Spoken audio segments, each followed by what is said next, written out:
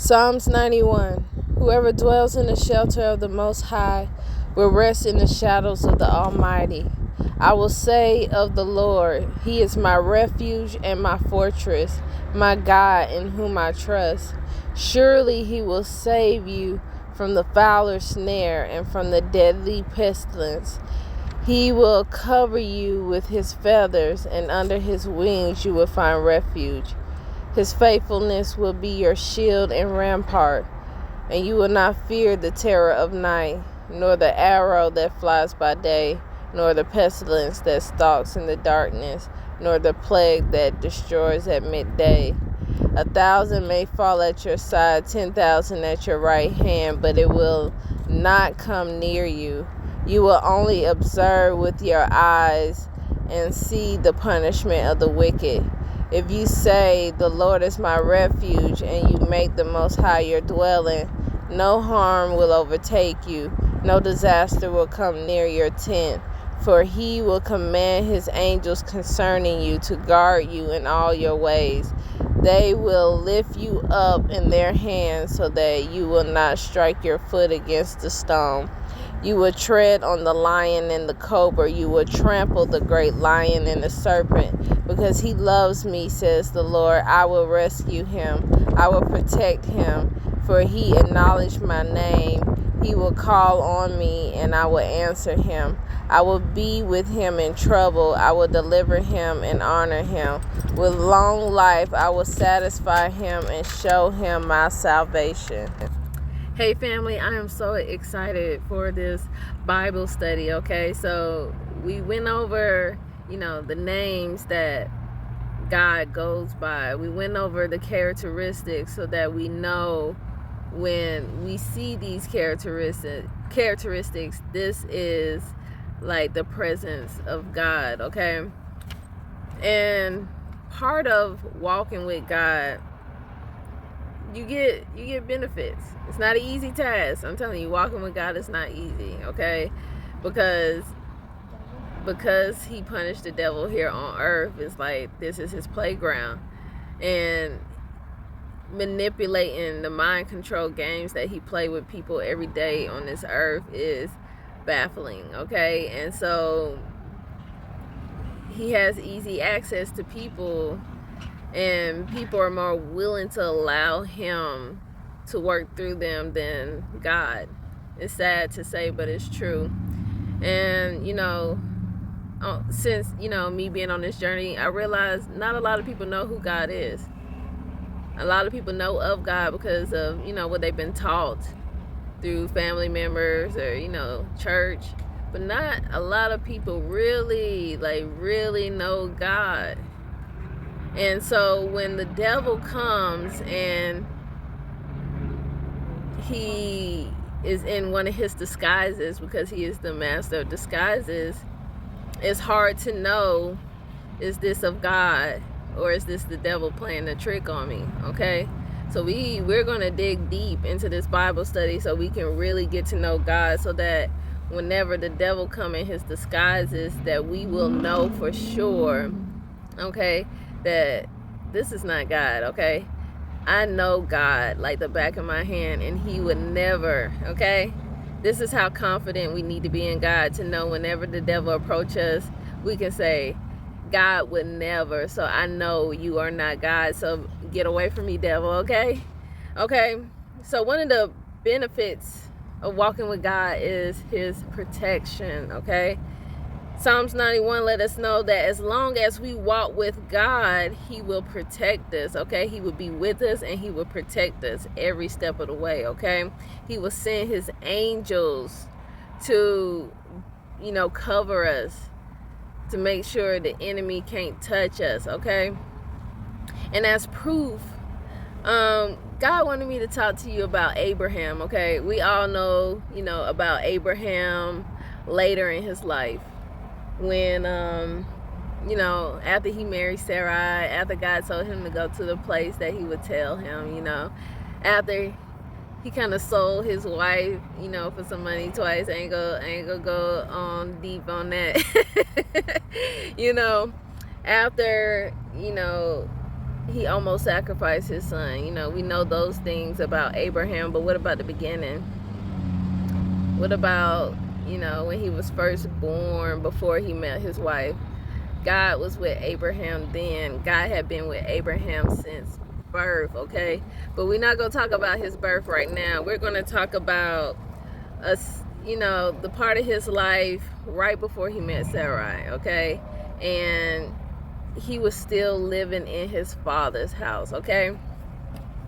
And his father is Terah, the son of Nahor, okay? And Terah had 3 sons: Abram, who later becomes Abraham, Nahor, and Haran, who is Lot's father, okay?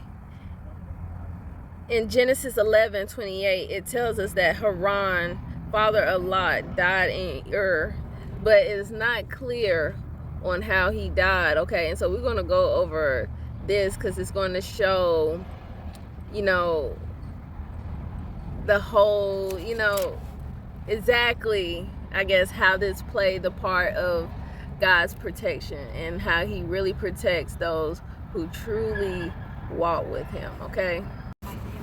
Okay, so I'm going to catch y'all up real quick on what's going on, okay? So it's some real drama and tea going on in here, okay? So when Abraham was first born, there was these wise men that had went to Terah's house to celebrate Abraham's birth, okay? And when they was leaving his house, they seen these stars, and it said like this one star had gobbled up these other stars, okay? Which symbolized that there was somebody coming that was going to destroy the 4 kings, okay? And so when King Nimrod heard about this, okay, he ordered that Terah bring the son to him so that he could kill him, okay? But Terah didn't want him to die, so he brought him one of his handmaids' baby and had him kill that baby, okay? And then, you know, years later, 50 years later at that, we are here at this scenario which we are about to go over, okay? Okay, we are reading the book of Joshua, chapter 11, and we have verse 13. Okay, let me get this clear. And it says, in the 50th year of the life of Abram, son of Terah, Abram came out from the house of Noah and went to his father's house. And Abraham knew the Lord, and he went in his ways and instructions. And the Lord his God was with him. And Terah his father was in those days still captain of the host of King Nimrod, and he still followed strange gods.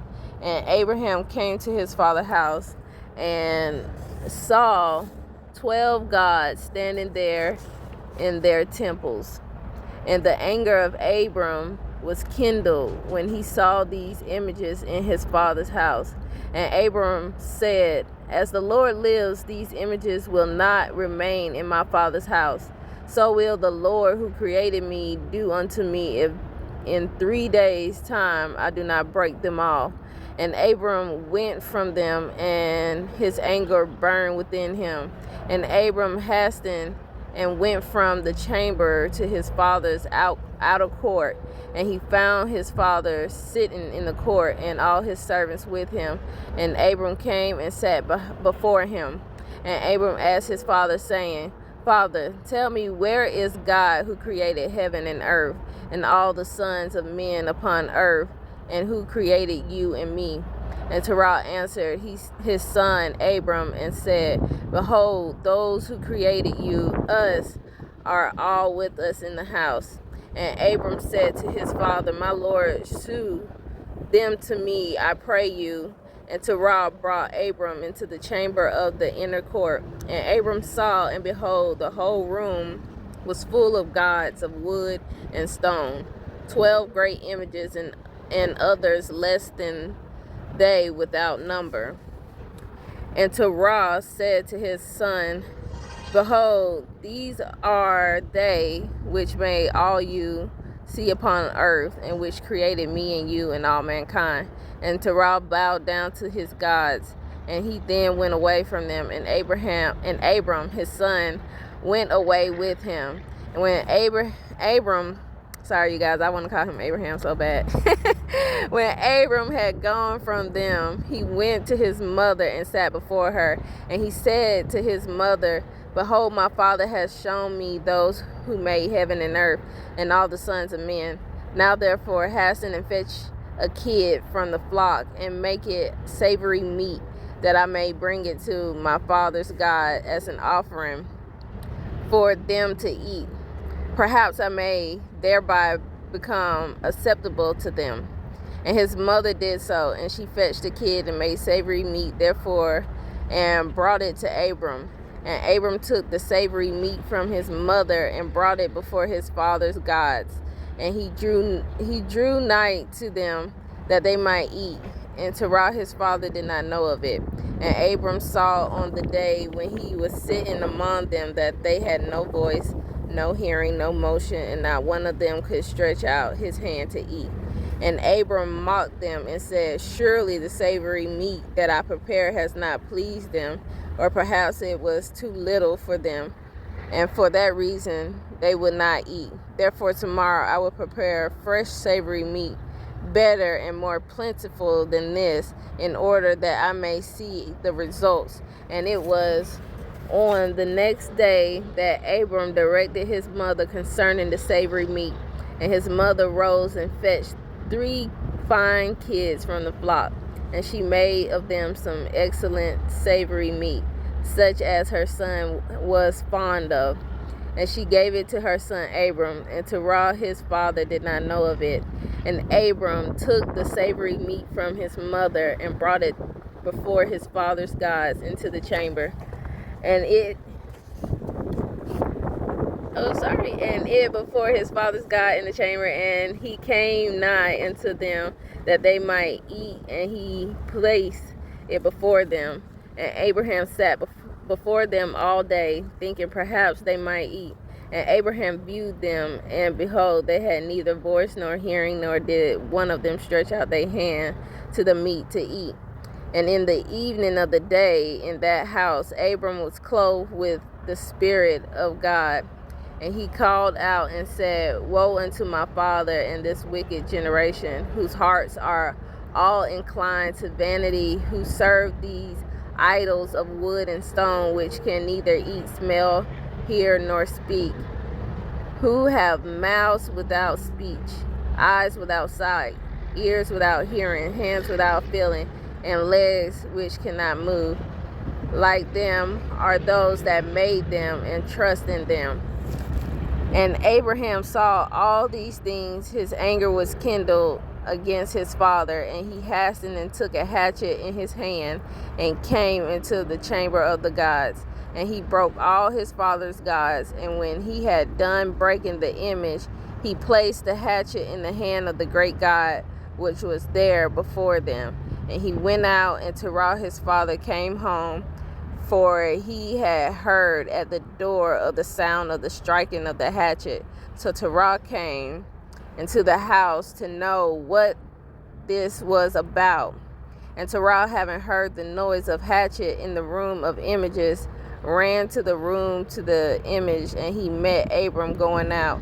And Terah entered the room and found all the idols fallen down and broken, and the hatchet in the hands of the largest, which was not broken, and the savory meat which Abram his son had made was still before them. And when Terah saw this, his anger was greatly kindled, and he hastened and went from the room to Abram. And he found Abram his son still sitting in the house, and he said to him, What is this work you have done to my gods? And Abram answered Terah his father, and he said, Not so, my lord, for I brought savory meat before them, and when I came nigh to them with the meat that they might eat, they all at once stretched out their hands to eat before the great one had put his hand to eat. And the large one said, Their works that they did before him, and his anger was violently kindled against them. And he went and took the hatchet that was in the house and came to them and broke them all. And behold, the hatchet is yet in his hand, as you see. And Terah's anger was kindled against his son Abram when he spoke this. And Terah said to Abram his son, and his anger. What is this tale that you have told? You speak lies to me. Is there in these guys spirit, soul, or power to do all you have told me? Are they not wood and stone, and have not myself made them? And can you speak such lies, saying that the large God that was with them smote them? It is you that did place the hatchet in the hands, and then say he smote them all. And Abram answered his father and said to him, and how can you serve these idols in whom there is no power to do anything? Can those idols in which you trust deliver you? Can they hear your prayers when you call upon them? Can they deliver you from the hands of the enemies? Or will they fight your battles for you against your enemies, that you should serve wood and stone, which can neither speak nor hear? And now surely it is not good for you nor for the sons of men that are connected with you to do these things. Are you so silly, so foolish, and so short of understanding that you will serve wood and stone and do after this manner, and forget the Lord God who made heaven and earth and who created you in the earth, and thereby bring a great evil upon the souls in this matter by serving stone and wood? Did not our fathers in days of old sin in this matter, and the Lord of God of the universe brought the waters of the flood upon them and destroyed the whole earth? And how can you continue to do this and serve gods of wood and stone who cannot hear or speak or deliver you from oppression, thereby bringing down the anger of God of the universe upon you? Okay, family, so you see the drama that's going on in this family, okay? Abraham know the truth. He spent time with Noah, so he know who God really is, okay?